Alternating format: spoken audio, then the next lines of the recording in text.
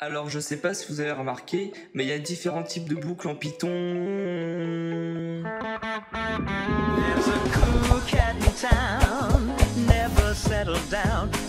Bonjour à tous, j'espère que vous allez bien. Aujourd'hui on va parler des boucles en Python. Alors on va tout de suite...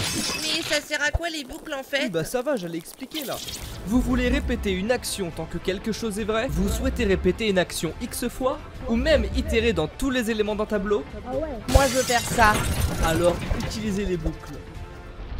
On va tout de suite commencer par la boucle while. Elle prend en entrée une condition, genre i est égal à 0, i est inférieur ou égal à 10, ou même x est égal à abc.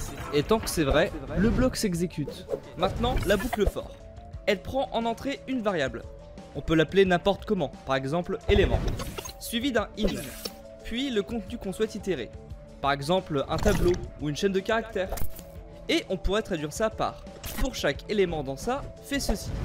En effet, la variable, en l'occurrence élément, va automatiquement s'actualiser à chaque tour de boucle. En Python, la boucle for s'utilise beaucoup avec la fonction range. Celle-ci permet de générer un tableau de nombres en fonction des paramètres suivants: le départ, la fin et le pas.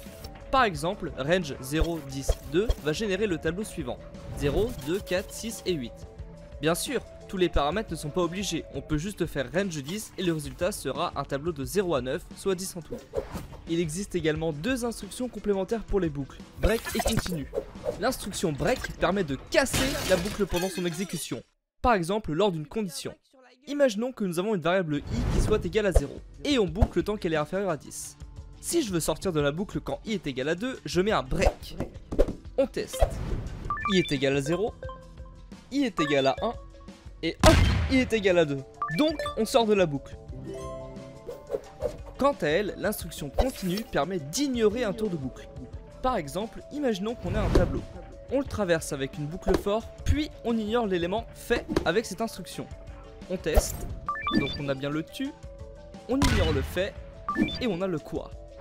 Faire